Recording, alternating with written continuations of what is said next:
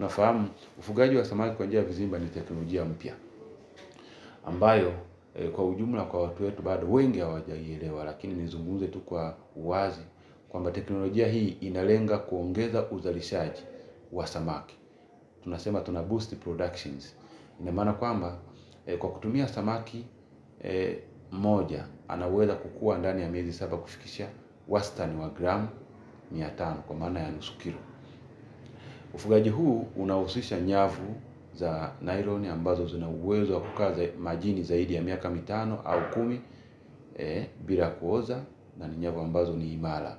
Kwa hiyo tunazo nyavu za size tofauti tofauti kutokana na size ya samaki ambazo zinawekwa mule ndani ya kizimba. Tunasema kizimba ni kijumba cha nyavu ambacho kimezungukwa pande zote mbili, kikifungwa upande wa chini, upande wa pembeni na pande zote na juu, ili kumzuia yule samaki asiweze kuruka au asiweze kupenya kwa size tofauti tofauti.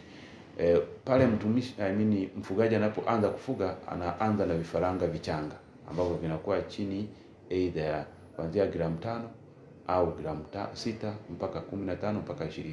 Vile vifaranga tunaviweka vichanga kwa sababu vifaranga vichanga vina uwezo wa kuhimili mazingira, haviwezi kufa haraka, na hata wakati wa kusafirishwa vina uwezo wa kusafirishwa umbali mrefu na kwa muda mrefu bila kufa au kupata madhara ya kuweza kupoteza uhai. Kwa hiyo kile kijumba cha nyavu ambacho kinatengenezwa, wakati wa kupandikiza tunaanza na nyavu ndogo kwa ndani ambayo tunaita fingering nets, alafu kwa nje inafuatia juvenile nets ambayo inakwenda ya pili kwenye ule mzunguko, na ya tatu inakuwa ni grow out nets, lakini ya 4 inakuwa ni predator net. Predator net ni kwa ajili ya kuzuia wanyama waharibifu au ambao wanaweza wakaja kula au kuharibu kile kizimba kama mamba, fisimaji, kenge au kiboko. Kwa hiyo unapozungushia ile predator net ni kama kinga, inazuia kile kizimba kisiweze kuharibiwa na wale wanyama wanaoishi majini. Kwa hiyo zile nyavu zote 4 zinakuwa ni pair, na juu tunaweka hapa ambayo inakuwa na matundu madogo kwa ajili ya kuzuia samaki wasiruke au chini. Lakini pia kile kizimba kinakuwa kimeshikiliwa na nanga. Tunaita zile nanga kazi yake ni kukifanya kiweze kukaa straight, kisimame. Na una uwezo wa kutengeneza chenye muundo either wa duara au kizimba chenye muundo wa pembe 4 au chenye umbo la mraba. Kwa muundo wote ambao mtu anaweza akachoice kwamba anataka kuweka chenye muundo wa aina gani, vyote vinatumika na vina ubora sawa.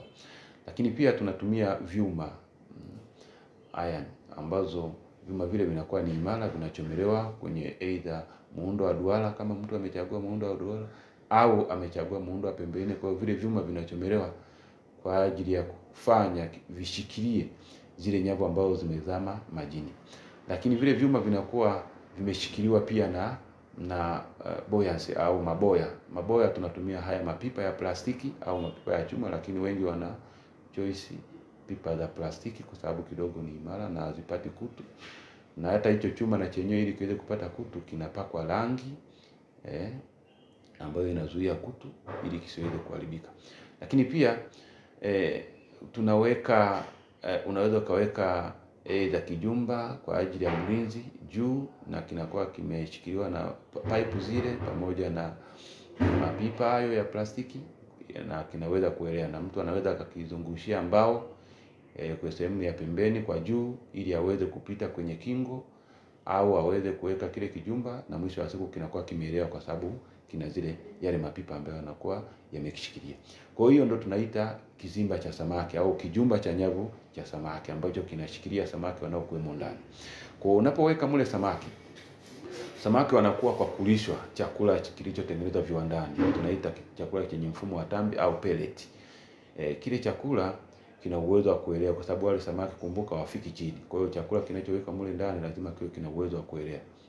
Na maana ni chakula ambacho kina virutubisho tofauti. Kwa vifaranga lazima chakula kiwe kina uwezo mkubwa wa protini mpaka 45, kuanzia 30 mpaka 45, na jinsi samaki anavyokuwa anaenda anabadilishiwa chakula kile kwa kiwango tofauti cha protini.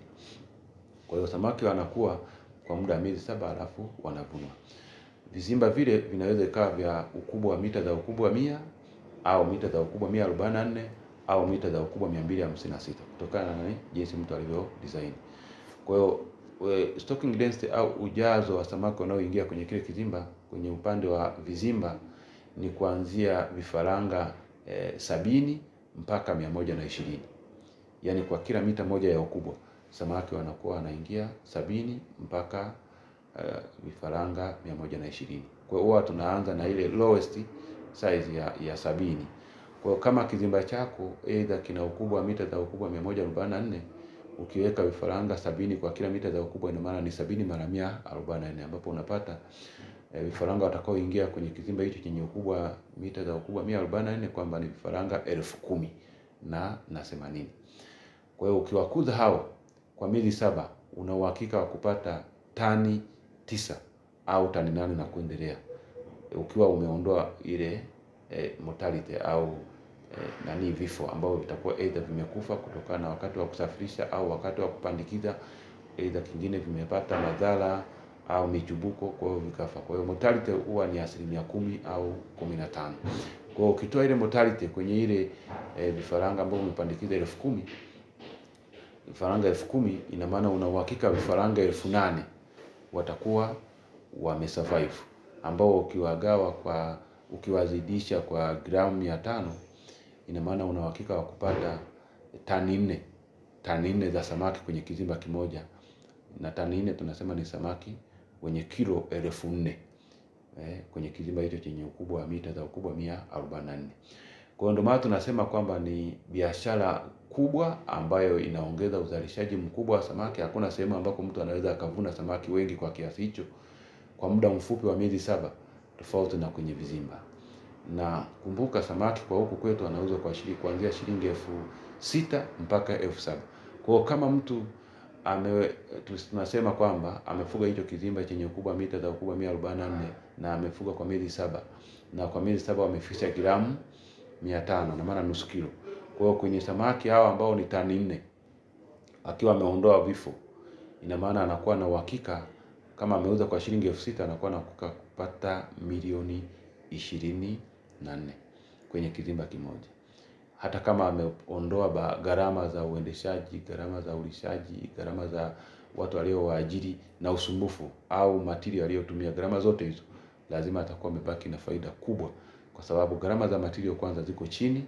Na kumbuka hata vifaranga wenyewe hivi ambavyo tumevipandikiza vinauzwa kwa gharama ya chini. Kifaranga kimoja kinauzwa kuanzia shilingi 150 hadi 200 kwenye vituo vyetu vya uzalishaji, lakini kuna watu binafsi wanazalisha hivyo vifaranga, wanauza kwa watu binafsi kwa bei ya rejareja. Kwa hiyo ana uhakika wa kupata si chini ya milioni 8 au 10 faida kwa mtu ambaye ameanza na kizimba kimoja. Kwa hiyo ndio maana tunasema faida yake ni kubwa kwenye upande wa ufugaji wa samaki, na kwa sababu tu wananchi bado tunaendelea kuhamasisha, na ndio maana umeona kuna mwitikio mkubwa kwa muda wa miezi 8 ambayo tumeanza mwaka jana mwezi wa 8 mpaka sasa tumeshafikisha vizimba 52, ambapo watu bado wanaendelea kujenga. Kwa hiyo tuna matumaini kwamba kufika mwisho wa mwaka huu, kufika Disemba, tutakuwa tuna uwezo wa kuwa tumefikisha vizimba aidha 200 au na zaidi kwa mkoa wetu wa Kagera.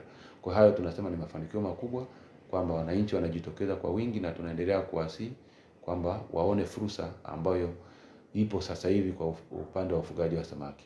Na kwa kuongezeka nguvu ya uvuvi, ndio maana serikali imebuni mkakati rasmi wa kuweza kuwasaidia hawa wananchi wanaoishi maeneo ya huko. Huu mkakati wa kugharamia gharama zote za kupima ili wananchi watengewe hayo maeneo na wapewe fursa ya kufuga bila kulipia gharama yoyote. Kama nilivyosema kwamba gharama zote hizo ambazo zilikuwa zinalipiwa na wananchi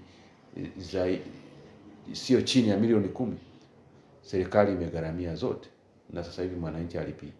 Kwa hizo zote serikali imegharamia kwa ajili ya kuondolea mzigo wa wananchi, lakini kuwapa fursa kwamba sasa hata kama kuna changamoto kwenye upande wa upatikanaji wa samaki, kwa upande wa uvuvi wana alternative nyingine ya shughuli ya kufanya kwa kutumia ufugaji wa samaki kwa njia ya vizimba. Niseme kwa mkoa wetu wa Kagera hayo ndio mafanikio makubwa, kwamba kwa kipindi hiki ambacho serikali iliweza kutoa mikopo zaidi ya bilioni 2.11, wananchi wamewezeshwa hiyo mikopo isiyo na riba kwa ajili ya ufugaji wa samaki kwa njia ya vizimba, na jumla ya vikundi 17 vimeweza kunufaika kwa awamu hii ya kwanza, na bado kuna watu binafsi watano waweza kupata ile mikopo ya uvuvi wa kisasa kwa kutumia boti zile za kisasa na vifaa vile vya kuangalia samaki mahali wanakopatikana au fish finder. Kwa hiyo zote ni fursa ambazo serikali imewawezesha wananchi kwa mkoa wetu wa Kagera kuweza kupata fursa ya mikopo au fursa ya mitaji hii ya zaidi ya bilioni 2.11 ambayo imewasaidia na wengi.